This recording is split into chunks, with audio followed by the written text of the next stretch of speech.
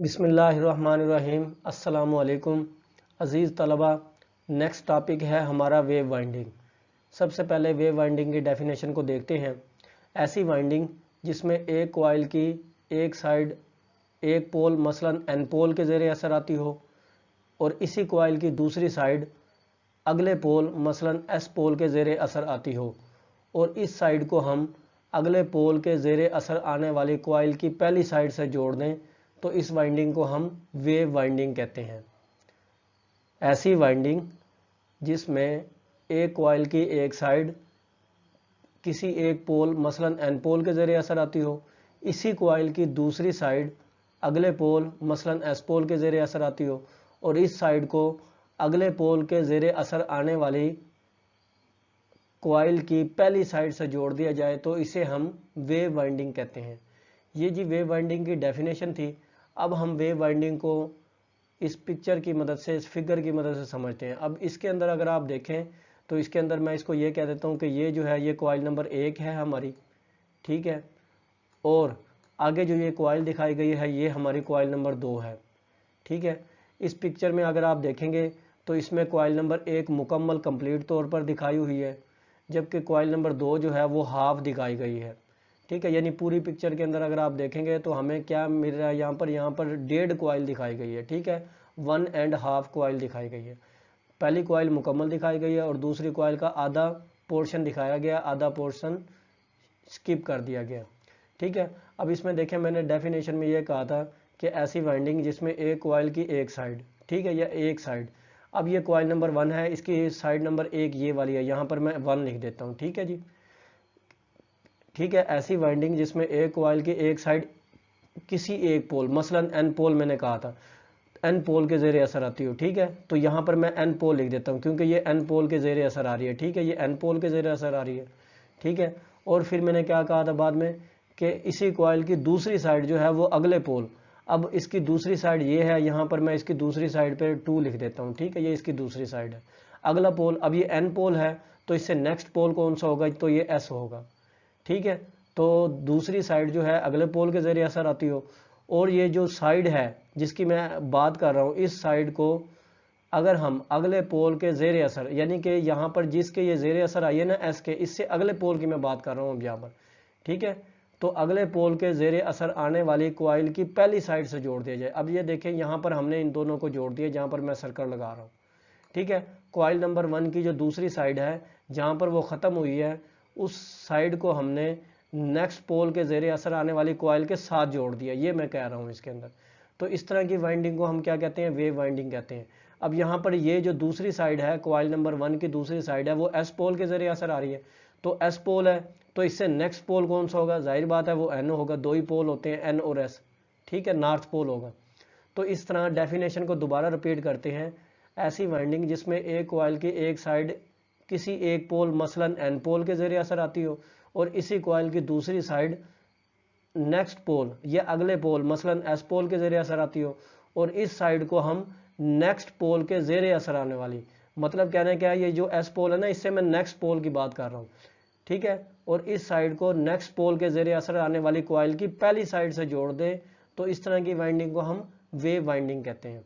इसमें अगर आप देखेंगे तो इसमें कॉइल नंबर 1 और कॉइल नंबर 2 को हमने सीरीज़ में जोड़ दिया।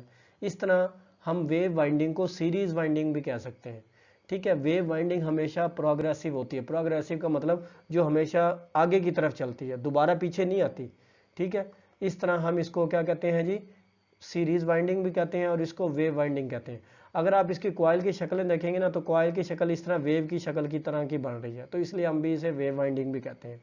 दूसरी वेव वाइंडिंग के अंदर जो चीज़ याद रखने वाली है वो ये है कि वेव वाइंडिंग जो है वो उसमें हमेशा पैरेलल पाथ ऑफ करंट के मतवाजी गुजरने वाले रास्तों की तादाद जो है वो हमेशा 2 होगी, ठीक है जी।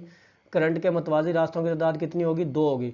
पोलों की तादाद कुछ भी हो सकती है, 2 हो सकती है, 4 हो सकती है, 6 हो सकती है, 8 हो सकती है, वट एवर कुछ भी, लेकिन हमेशा करंट के गुजरने के जो रास्तों की तादाद है वो हमेशा 2 होगी, ठीक है जी। और तीसरे नंबर पर जो वेव वाइंडिंग है वो ज़्यादा वोल्टेज और कम करंट के लिए इस्तेमाल होती है, ठीक है। अगर हमें कोई ऐसी मशीन चाहिए या ऐसा हमने आर्मेचर बनाना जिससे हमें वोल्टेज ज़्यादा तादाद में चाहिए और करंट कम मिकदार में चाहिए। तो उसके लिए जो हम वाइंडिंग करेंगे वो हम कौन सी करेंगे, वेव वाइंडिंग करेंगे। ये हमेशा याद रखें। इसकी दो बड़ी ये निशानियाँ भी हैं कि वेव वाइंडिंग के अंदर करंट के मतवाजी गुजरने के रास्ते की तादाद हमेशा 2 होती है, ठीक है। और दूसरी चीज़ कि इसके अंदर हम वोल्टेज की तादाद ज़्यादा और करंट की तादाद हमें कम मिलती है, ठीक है। वेव वाइंडिंग से वोल्टेज की तादाद क्या मिलती है, ज़्यादा, और करंट की तादाद कम मिलती है, ठीक है। यानी ज़्यादा वोल्टेज और कम करंट की ज़रूरियात के लिए हम वेव वाइंडिंग करते हैं। जबकि लैब वाइंडिंग में क्या था, यहाँ मैं थोड़ा सा लैब वाइंडिंग को भी रिपीट कर देता हूँ। लैब वाइंडिंग में ये था कि उसमें कम वोल्टेज और ज़्यादा करंट की जब हमें ज़रूरत होती थी तो हम लैब वाइंडिंग करते थे, ठीक है। दूसरी चीज़ क्या थी कि लैब वाइंडिंग में मतवाजी करंट के मतवाजी रास्तों की तादाद जो है वो पोलों की तादाद के बराबर होती थी, ठीक है। अगर हमने लैब वाइंडिंग 4 पोल की है तो उसमें करंट के मतवाजी रास्तों की तादाद 4 होगी। अगर हमने 8 पोलों की वाइंडिंग किया तो उसमें करंट के मतवाजी रास्तों की तादाद भी कितनी होगी, 8 होगी। लेकिन वेव वाइंडिंग के अंदर पोलों की तादाद जितनी भी हो, करंट के मतवाजी रास्तों की तादाद हमेशा 2 होगी, ठीक है जी। इस तरह अब आ जाती है कार्बन ब्रशेज़ की बात कि वेव वाइंडिंग में करंट के गुजरने के रास्तों की तादाद 2 है तो इसमें कार्बन ब्रशेज़ भी हम 2 इस्तेमाल करेंगे, ठीक है जी। लेकिन अगर हमारे पास पोलों की तादाद 2, 4, 6 वट एवर जो भी हमारे पास है, ठीक है, तो उसमें हम पोलों की तादाद के बराबर कार्बन ब्रशेज़ भी इस्तेमाल कर सकते हैं। ये लाजमी नहीं है कि आपने 2 ही कार्बन ब्रशेज़ इस्तेमाल करने हैं। आप उसके अंदर अगर आपके पास 4 पोल का आर्मेचर वाइंड हुआ है वेव वाइंडिंग के अंदर तो आप 4 कार्बन ब्रशेज़ भी इस्तेमाल कर सकते हैं। ये भी चीज़ याद रखें, ठीक है। अब नेक्स्ट जो स्लाइड है हमारी वो है करैक्टरिस्टिक्स ऑफ वेव वाइंडिंग। किताब के अंदर जो है बहुत सारी करैक्टरिस्टिक्स दी हुई हैं, ठीक है। हमने जो अहम करैक्टरिस्टिक्स जो है ना वो हमने यहाँ पर डिस्कस की है, ठीक है। जो बेसिक और अहम करैक्टरिस्टिक्स हैं वेव वाइंडिंग के वो हम यहाँ पर डिस्कस कर रहे हैं। सबसे पहले बैक और फ्रंट पिच जो है वो इसकी आड नंबर होने चाहिए, यानी ताक नंबर होने चाहिए।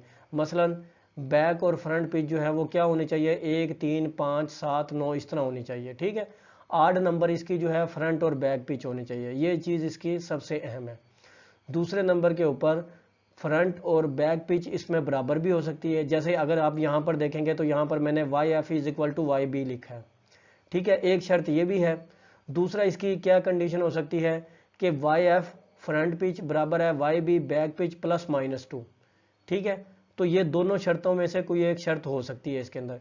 या तो क्या है जी, फ्रंट पिच और बैक पिच दोनों बराबर हो, या फिर इन दोनों में 2 +-2 का फ़र्क हो, ठीक है।